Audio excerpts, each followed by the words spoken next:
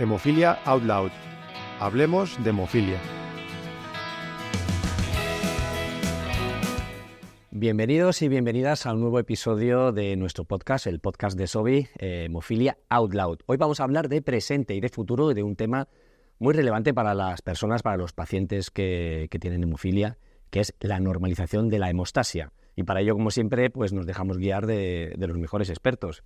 Y hoy contamos con la presencia del doctor Víctor Jiménez, jefe de servicio de hematología del Hospital Universitario La Paz de Madrid.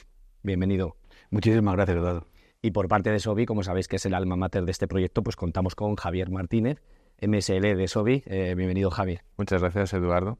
Es un placer estar aquí compartiendo esta mesa con el doctor Víctor Jiménez Yuste, el cual, como sabéis, es un especialista en hemofilia que ha estado involucrado en muchos ensayos clínicos, en mucha investigación y es parte de esta evolución y esta mejora en la calidad de vida de los pacientes que hoy hemos alcanzado en la hemofilia, pero que seguimos buscando todavía alcanzar nuevas metas.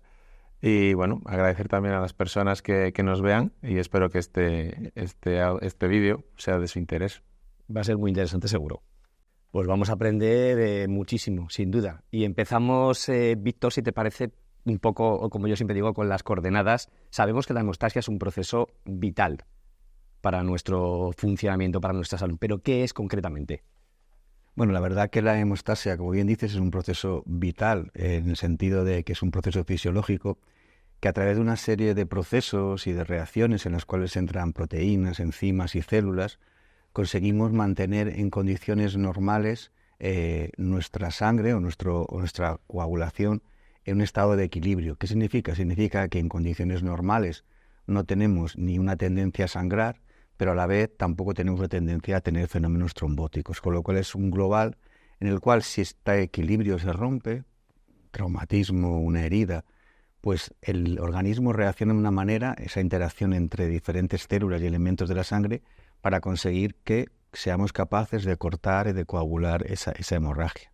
Y por el otro lado, hay un sistema que evita, ¿de acuerdo?, que ese trombo recién formado se propague de tal manera que evita que tengamos fenómenos todo lo contrario que son trombóticos, por lo cual es un proceso, como bien dices, vital, en el cual nos mantiene en condiciones fisiológicas sin esa tendencia al sangrado y sin esa tendencia a la trombosis. Un proceso vital, como decimos. ¿Qué diferencia hay en este proceso, cómo se vive en una persona con hemofilia y una persona sin hemofilia? Cuando hablamos de hemofilia hablamos de esta tendencia hemorrágica. ¿Por qué? Porque las personas con hemofilia lo que tienen es la carencia o la ausencia de algún elemento que forma parte dentro de esta cascada, de estos procesos que conducen a la coagulación. En el concreto de la hemofilia A es un déficit de factor 8, una de las proteínas que hay que se denominan así factor 8, y otra que es el factor 9 es la que define la hemofilia B. La diferencia básica radica en que en condiciones fisiológicas las personas que no tienen esta deficiencia, ante un evento hemorrágico, ante un traumatismo, ante una cirugía, son capaces de mantener eso que hablábamos antes, el proceso vital, poder producir una coagulación, un coágulo efectivo y útil para parar la hemorragia. Y por desgracia los pacientes, las personas con hemofilia A o con hemofilia B, al tener esta deficiencia, lo que hay es una mayor tendencia hemorrágica. Esa tendencia hemorrágica variará mucho en función de la gravedad de esta deficiencia, de tal manera que los pacientes con una hemofilia A o B grave, el sangrado no solo ya ocurre frente a traumatismo, sino que además ocurre de forma espontánea. Espontánea en el sentido de que un mínimo incidente que para una persona sin la alteración sería un evento diario, para ellos puede suponer un problema hemorrágico. ¿Y podríamos hablar entonces de hemostasia normal y hemostasia que no es normal? Obviamente, si hacemos esta diferencia en los cuales hay una carencia de esta proteína, podemos decir que en condiciones normales y fisiológicas, las personas que no tengan un déficit de algún factor de la coagulación, podríamos definirlas como una hemostasia normal, siempre que todos los elementos, no solamente estos que caracterizan la hemofilia, sino otros elementos celulares, elementos del vaso sanguíneo, elementos de proteínas, estén todos funcionando correctamente, podríamos definirlo como una hemostasia normal, una hemostasia que es capaz de realizar lo que anteriormente mencionábamos en ese proceso vital, es decir, ese equilibrio entre la tendencia hemorrágica y la tendencia trombótica. ¿Qué ocurre?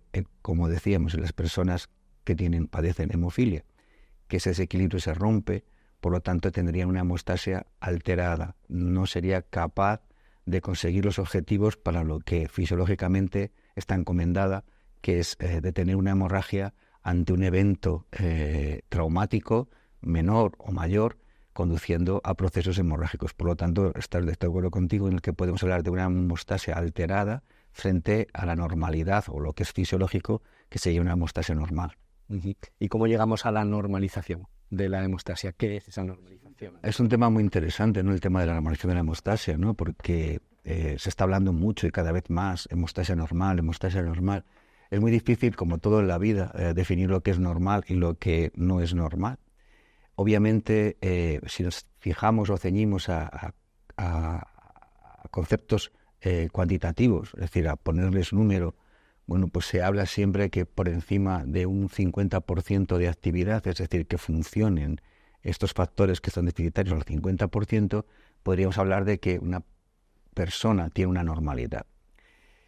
Si bien es cierto que esta normalidad a veces no es la misma para todas las personas. ¿Por qué? Pues porque a veces, si empezáramos en un paciente, por ejemplo, imaginemos un niño que no ha tenido todavía ninguna complicación derivada de la enfermedad, probablemente este 50% sería suficiente para que a lo largo de su vida no tuviese ninguna complicación hemorrágica.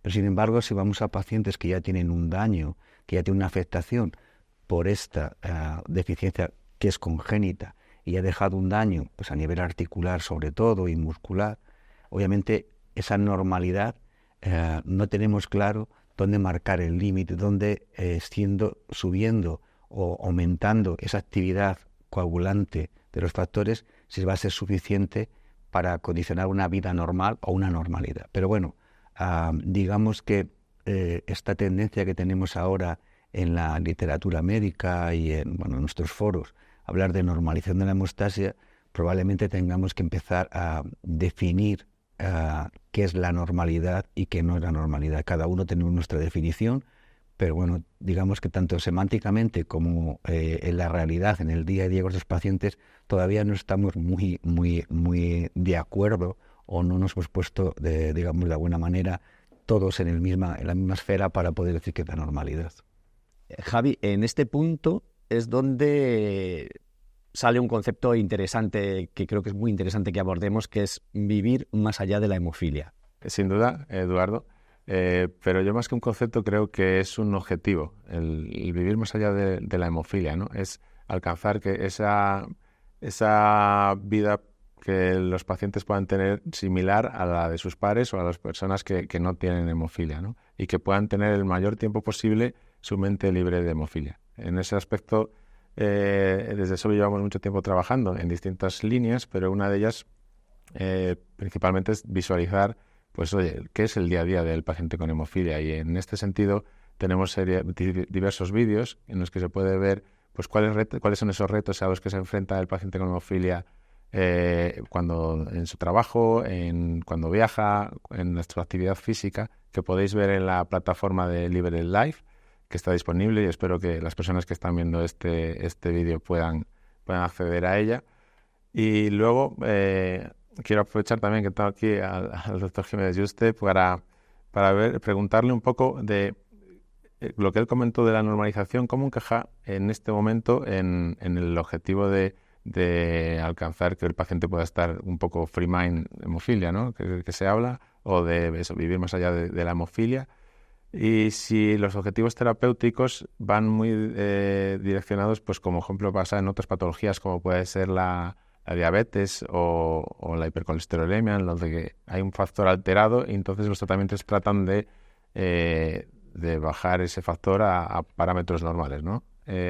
No sé cómo lo ves, si es alcanzable ese objetivo, si es posible en este momento o lo ves más a largo plazo. La verdad que es un reto, ¿no? Es un reto ahora mismo, ¿no? En conseguir esta normalización, ¿no? Hasta ahora no hemos sido capaces de conseguirlo porque fundamentalmente teníamos herramientas, teníamos tratamientos, pero para conseguir estos niveles cercanos a la normalidad suponían una carga terapéutica enorme, quizás imposible de abordar. Es decir, mantener tratamientos a lo mejor intravenosos diarios era imposible en nuestros pacientes. El tratamiento de la hemofilia, yo creo que casi todos los conocen, pero para aquellos que no lo conozcan, ha evolucionado de manera, voy a decir meteórica, pero probablemente esa sí que sea el mejor forma de definirla en los últimos 10, 15 años, ¿no? Y todo siempre ha sido en búsqueda de esta mejora en normalización de los niveles. Y además, si acorde a esto, han ido de manera paralela, digamos, las demandas de nuestros pacientes con hemofilia. ¿Qué nos demandaban? Pues nos demandaban uno de los mandatos que en sus guías hace ya 4 años planteaba la Federación Mundial de Hemofilia, que era que el tratamiento profiláctico, es decir, que el tratamiento que administramos para prevenir las hemorragias permitiera tener una calidad de vida similar a sus pares, a la población normal.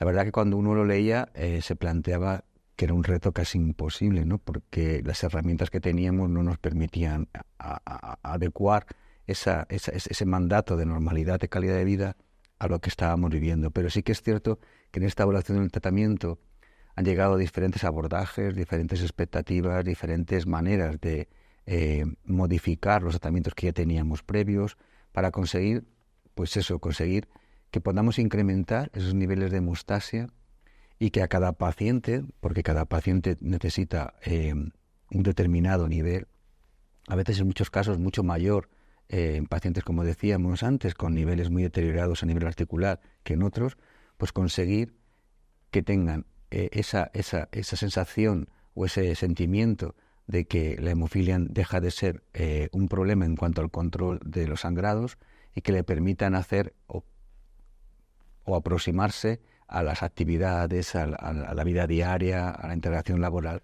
de los pacientes en hemofilia. Yo creo que este reto lo podemos conseguir en el futuro, más cercano que lejano. Estamos ya caminando hacia ese objetivo y yo soy optimista. Yo creo que en los próximos años vamos a empezar a hablar y a ver realmente que somos capaces de normalizar la hemostasia. No tenemos muy claro hasta qué dintel, pero sí que es suficiente, yo creo, para dar esta calidad de vida que nos demandan los pacientes. Yo he tenido la suerte bueno, llevo trabajando en SOBI 6 años, algo más de 6 años, y he tenido la suerte de veros en muchos foros y trabajar bastante cerca con vosotros. Y es verdad que he visto la evolución que en 6 años ha tenido la hemofilia, de pasar de controlar el sangrado clínico a ese sangrado subclínico que ahora buscáis. ¿Cuáles serían para ti los hitos que consideras más relevantes y que nos han llevado a estar aquí a las puertas de esa normalización de la hemostasia a lo largo de las últimas décadas? ¿Qué dirías? En la hemofilia esto fue clave. Bueno, yo creo que si nos ceñimos, hay muchos hitos dentro de la historia de la hemofilia, pero si nos ceñimos un poco a los últimos años, y hablo los últimos, 40 o 50 años, quizás fueron los pioneros, fueron los grupos suecos, allá por los años 50, 60, en los cuales observaban que si ponían tratamiento de forma profiláctica, veían que los pacientes con hemofilia grave se comportaban muy parecidos a la hemofilia moderada. Entonces, la hemofilia moderada tenía muy pocos sangrados espontáneos y mayoritariamente eran traumáticos, con lo cual marcaron un objetivo convertir esa hemofilia en moderada. ¿Qué ocurrió? Que era una tendencia de grupos suecos muy avanzados, con una calidad de tratamiento en esa época muy diferente al resto de los grupos internacionales. Pasaron bastantes años hasta que conferencias de consenso sponsorizadas por la Organización Mundial de la Salud, con la Federación Mundial de Hemofilia, empezaron a marcar ese dintel del 1%, por encima del 1%, para en todo el momento de la vida de los pacientes, para prevenir las hemorragias. Nosotros ya veíamos, todo el mundo, que aunque cambiábamos radicalmente el panorama de sangrado y de calidad de los pacientes, los pacientes seguían sangrando y que era imposible de cubrir cualquier evento traumático, una actividad deportiva intensa, etcétera, etcétera. Y ha sido a raíz ya del 2020, cuando las guías estipulan que, basado en datos científicos y en trabajos publicados, que tenemos que subir un poco, a un 3, a un 5%. Quizás no ha habido un cambio tan rápido en las recomendaciones como de 2020 a hoy, 2024. En 4 años, estos niveles o estas recomendaciones se han quedado como anticuadas. Parece como que 2020, el año fatídico en la pandemia, ha acelerado todo, ha acelerado hasta las guías. Pero bueno, esta aceleración tiene una razón y un motivo, y el motivo es fundamental, que ha habido tratamientos que son capaces de hacerlo, porque nuestras expectativas y nuestros anhelos no van por un lado, pero no tenemos herramientas. En cambio ahora se han aunado, yo creo, tanto las expectativas de los pacientes, las expectativas de los cuidadores y nosotros los sanitarios, los que dedicamos y tenemos herramientas, con lo cual para mí los hitos fundamentales son esa evolución en la cual de intentar, pensemos que en el año 60 del siglo pasado la esperanza de vida de la hemofilia era 18, 19 años o menos, es decir, era muy corta, y ahora se está hablando, todavía no hay datos concluyentes, pero ya hay datos que apuntan a que la expectativa de vida es similar a la población normal. Imaginaros en 50 años lo que ha cambiado radicalmente la patología. Sí, en los últimos 10, vamos, exponencial. Y luego los pacientes normalmente de hemofilia sí que están muy bien formados, participan mucho en los programas asociativos y en las asociaciones, pero tú en el día a día, ellos son conscientes de esta revolución, de lo que les puede aportar estos objetivos terapéuticos de normalización de la hemostasia, de cómo les puede impactar en su calidad de vida. ¿Tú crees que ellos son conscientes o ya todavía no lo aprecian así? Yo creo que a lo mejor como una doctrina, en el sentido de ser consciente de esto, a lo mejor todavía no ha calado, pero sí que es cierto que las experiencias individuales de cada vez más de nuestras pacientes, a través de tener acceso a diferentes tratamientos que les han permitido lograr esto, hace que ese conocimiento alimente las expectativas de muchos más, ¿no? Y yo creo que sí que está empezando a calar, además, la revolución en los tratamientos con los niños, en los cuales estamos cambiando también en los últimos años.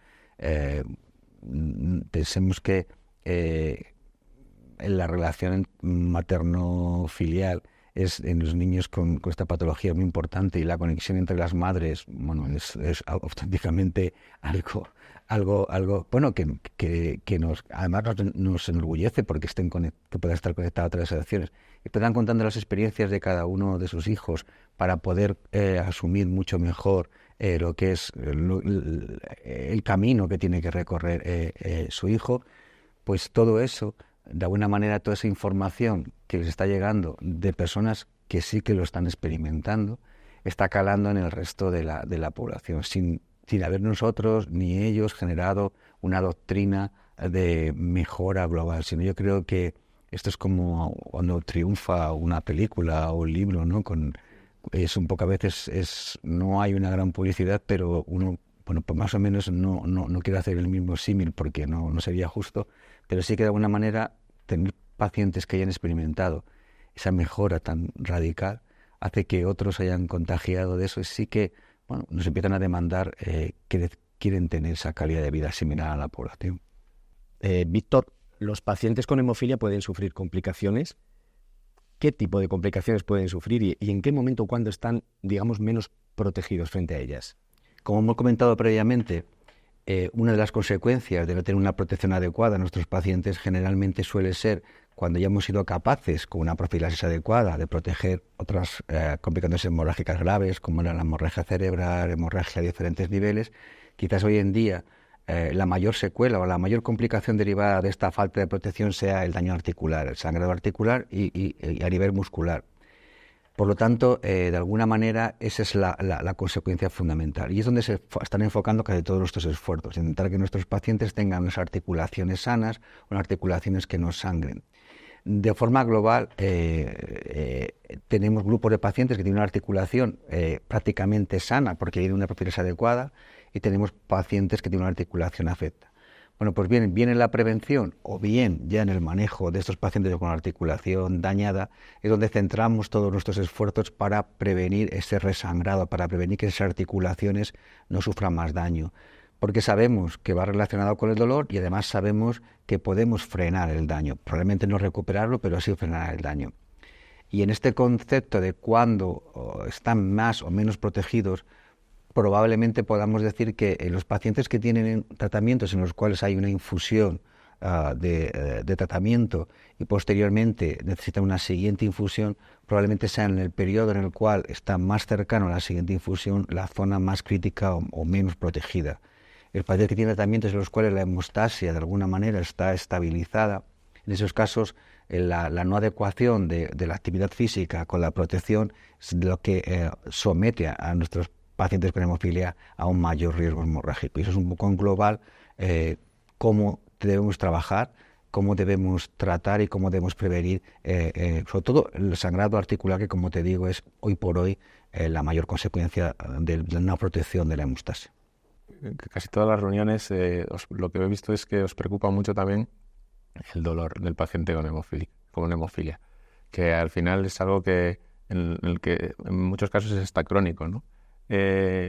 No sé, ahora, ¿cómo se plantea este nuevo reto del manejo del dolor? Es verdad que, bueno, pues habéis estado enfocados mucho en el manejo del sangrado, y el sangrado pues puede evitar ese, sobre todo en los pacientes que no tienen una artropatía, pues que a lo mejor ese dolor no aparezca, pero sí que ya en el paciente que sí que tiene una artropatía, ¿cómo se puede afrontar o mejorar ese dolor en el paciente con hemofilia? Yo personalmente creo que ahora mismo es uno de los grandes retos que tenemos en el mundo de la hemofilia. Y lo pondría probablemente algo que de alguna manera siempre teníamos en un segundo plano y asumíamos que era algo que tenía que estar y que nuestro objetivo era prevenir las grandes hemorragias, los grandes sangrados.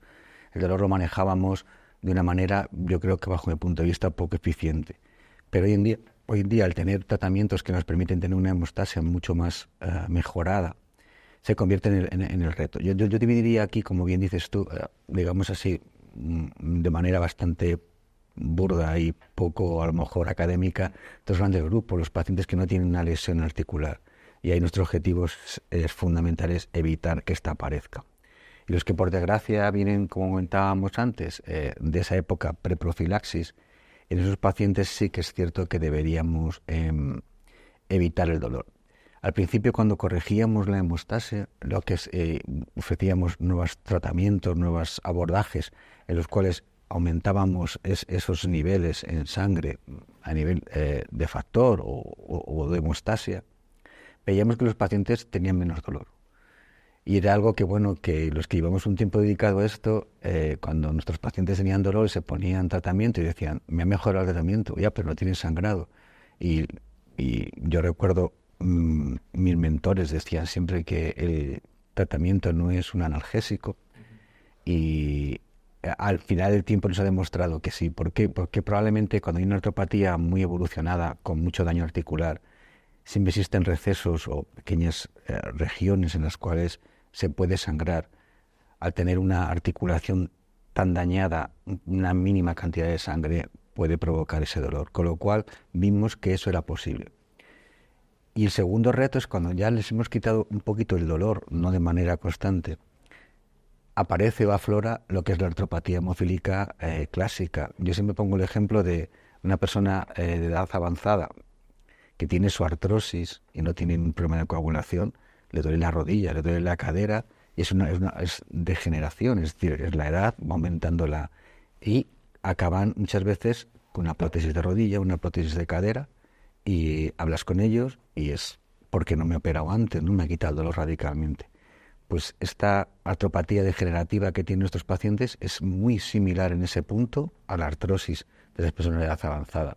Entonces, aunque hemos mejorado el dolor que tenían y ya no se parece en nada al anterior, sí que queda un dolor residual. Y en esta demanda de verse con un tratamiento profiláctico adecuado, con un incremento de las actividades sociales, de las actividades deportivas, de poder viajar, de tener una vida normalizada, persiste ahí todos los días un dolor crónico que muchas veces es invalidante para todo eso que he comentado.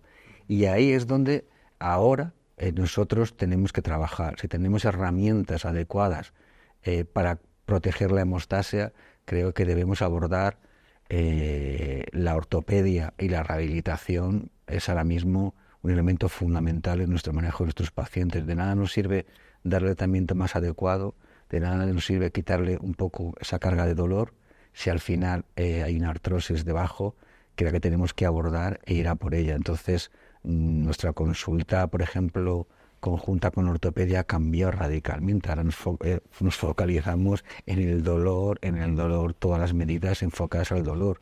Antes era diferente. Sí, que aquí quizás la participación también de rehabilitadores, traumatólogos y demás en ese equipo multidisciplinar ayudaba un poco a mejorar también todo este manejo del dolor. Totalmente. Yo creo que ahora mismo no podríamos entender el concepto de una atención integral a un paciente con hemofilia, sobre todo a estos pacientes que digo que son más mayores, bueno, y los pequeños también, porque tenemos que detectar precozmente si ha habido algún cambio. O sea, yo creo que hoy en día no existe, no podemos entender el concepto de un tratamiento integral si no tenemos elementos que nos ayuden, como son rehabilitación y cirugía ortopédica, porque en conjunto al final diseñamos lo mejor para cada persona con hemofilia para que pueda abordar este mandato de una calidad de vida normal. Y has comentado así por encima, pero el microsangrado, porque es verdad que hace unos años el objetivo era que el paciente no sangrase, pero ese sangrado clínico, el que se podía ver claramente, ¿no? Pero se está viendo que incluso con la profilaxis, pues ese sangrado subclínico, ese microsangrado, sigue existiendo, y no solo en pacientes que ya tienen una artropatía, sino también quizás en pacientes que parece que están muy bien controlados, que no tienen ningún tipo de daño. ¿Podrías hablarnos un poco más de ese microsangrado, qué es, cómo impacta y cómo se puede controlar? Totalmente de acuerdo contigo en lo que es el microsangrado, ¿no? En el sentido de que antes nos íbamos al macro, a lo que era obvio, y empezábamos a ver que éramos capaces de controlar el sangrado, bueno, porque tú podías de alguna manera, para que lo entiendas, palpar, tocar, es decir, un paciente que tiene una articulación inflamada, dolorosa, con una limitación del movimiento, porque se tiende a poner en reposo, pues como cuando tenemos un esguince o cualquier tipo de traumatismo, siempre la articulación va a retraerse al punto menos doloroso. Pero cuando éramos capaces de controlarlo, sabíamos que existía el microsangrado, y lo sabíamos porque era de alguna manera el foco que hacía que apareciera en posterior una articulación diana, es decir, una articulación que sangra para volver a sangrar, como decían los clásicos, y que eso conducía a la artropatía hemofílica. Y ahora hemos puesto mucho el foco en ese microsangrado, ¿no? Que muchas veces es difícil de definir, porque hay trabajos en los cuales venía el paciente con dolor, hacían ecografía, encontraban sangrado, ponían tratamiento, pero veían que había otros pacientes que venían con dolor y no encontraban sangrado y que les ponían tratamiento y mejoraban. Es decir, hay un sangrado a nivel de la sinovial muy pequeño.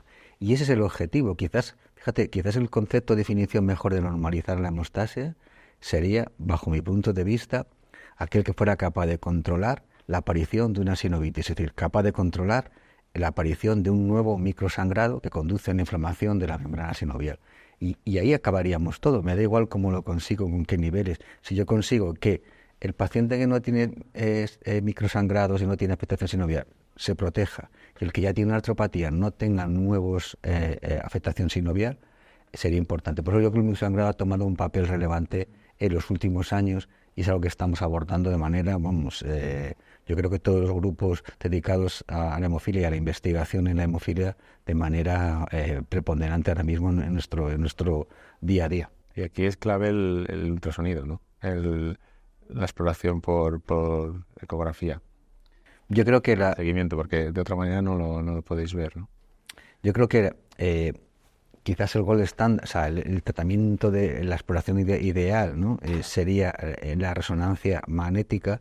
El problema es que tiene muchas limitaciones. Tiene limitaciones de que no todos los centros tienen un acceso fácil. Segundo, que es una exploración bastante costosa. Tercero, no costosa tanto en términos económicos, sino tú imagínate que para explorar 6 articulaciones a la vez necesitamos 3-4 horas, algo inabordable hoy en día, las listas de espera, etcétera. Por lo tanto, necesitábamos algo que nos ayudara o que nos guiara, y yo creo que la entrada de los ultrasonidos de la ecografía en los últimos años, esa aplicación de otras especialidades a la hemofilia y con líderes que han adaptado esa exploración a lo que es el campo de la hemofilia, ha sido para nosotros importantísimo. ¿Por qué?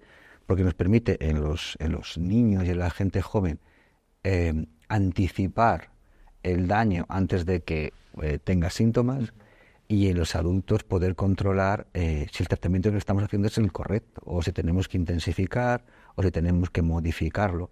Yo creo que, como bien dices, Javi, la ecografía ha sido otro de los elementos importantísimos. Por eso también, aunque hay métodos ahora mismo y escalas que las podemos hacer gente que no somos expertos en ecografía en general, aplicando una serie de estándares y una serie de cortes, siempre la ayuda de un médico especializado, como puede ser un rehabilitador, como puede ser un ortopeda, capaz de hacer ecografía, es vital para el manejo integral en las unidades de hemofilia.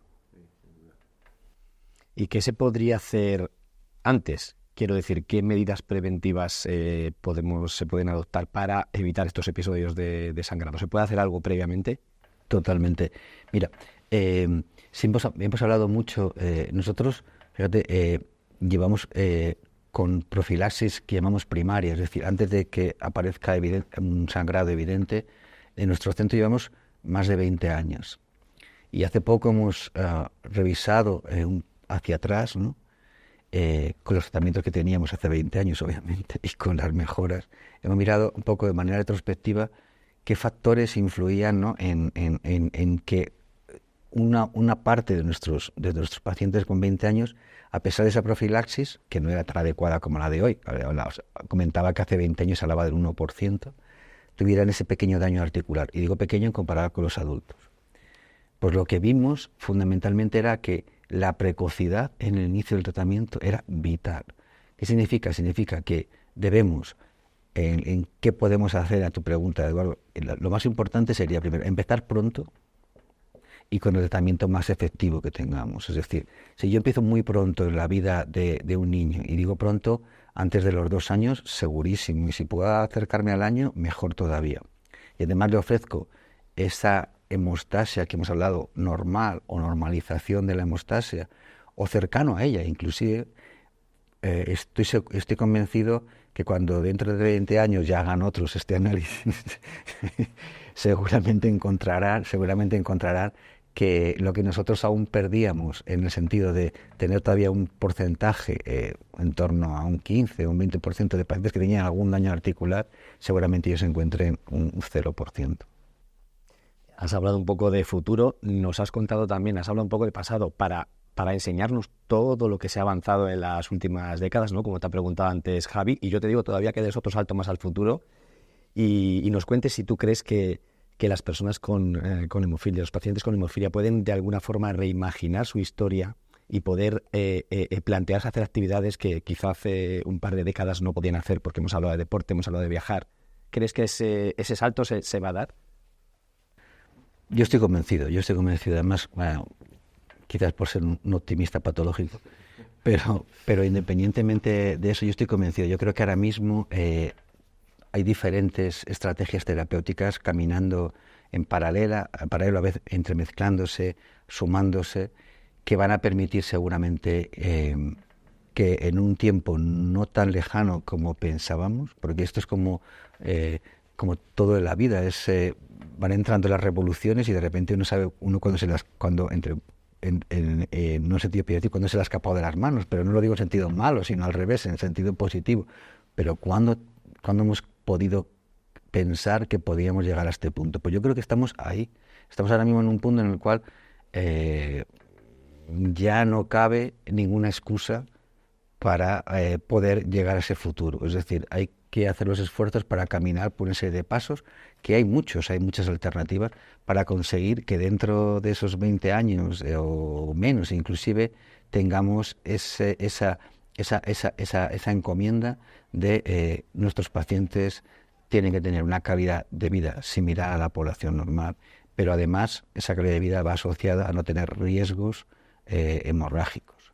Probablemente hoy todavía no podemos recomendar actividades de extremado riesgo a nuestros pacientes. Que algunos ya hacen. Hay algunos ya hacen y bueno, a veces es difícil manejar ese tema, pero bueno, trabajamos en ello, pero inevitablemente siempre cuando trabajas con una cohorte muy grande siempre tienes los extremos de gente que tienes que sacarlo del sillón y gente que tienes que sentarlo en el sofá a ver una serie de estas que de plataforma.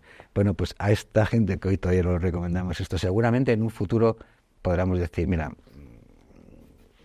haz como tu vecino de la puerta al lado. Si quieres estar con sobrepeso mal, pues mira, hazlo. O si quieres ser un atleta de competición, pues puedes hacerlo. ¿Por qué? Porque probablemente tengamos esas herramientas. Yo a lo mejor todavía soy un poco cauto en cuanto a la parte de atleta de competición. Yo creo que es muy pronto, muy pronto.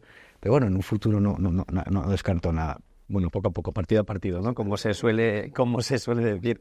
Pues Víctor, se nos está acabando el tiempo de esta conversación tan interesante, pero te quería hacer la última pregunta a modo un poco de resumen, de conclusión. ¿Cuál es el impacto en la vida de los pacientes con hemofilia de la normalización de la hemostasia? Digamos, ¿es un antes y un después?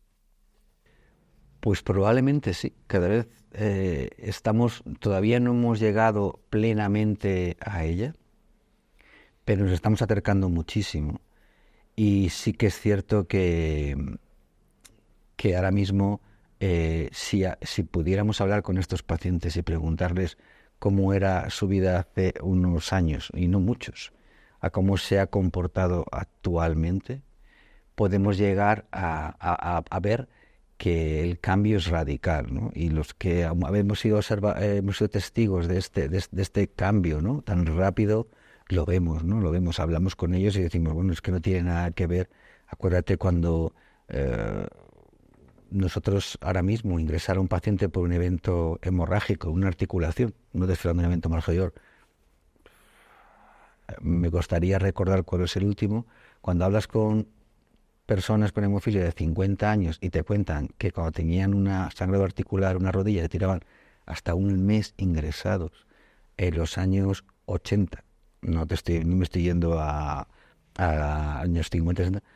Te quedas un poco hasta sorprendido. Yo no viví esa época, pero te quedas sorprendido cuando te lo cuentan, ¿no? Entonces, hemos evolucionado muy rápido. Yo creo que en general para bien, o en general no, mayoritariamente para bien, y probablemente yo creo que esa normalización de la hemostasia va a suponer un cambio, yo creo que radical en la manera de entender la hemofilia y su vida con hemofilia en nuestros pacientes.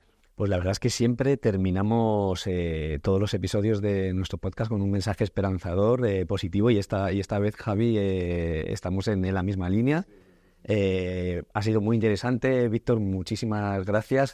Javi, ha sido un placer. Nada, un placer para mí también compartir este hueco con el doctor Jiménez y agradecer, bueno, en nombre de Sobi a los que estén viéndonos, que espero que les haya resultado interesante esta conversación y bueno, hasta el próximo episodio, ¿no? Pues nos despedimos a todos los que nos estáis escuchando, nos estáis viendo. Recordaros que bueno, nos vemos en el siguiente episodio y que en la página web liberatelife.es tenéis todos los episodios de nuestro podcast y muchísima más información. Así que nos despedimos hasta la próxima y de nuevo agradeceros vuestra presencia. Muchísimas gracias. Hemofilia Out Loud. Hablemos de hemofilia.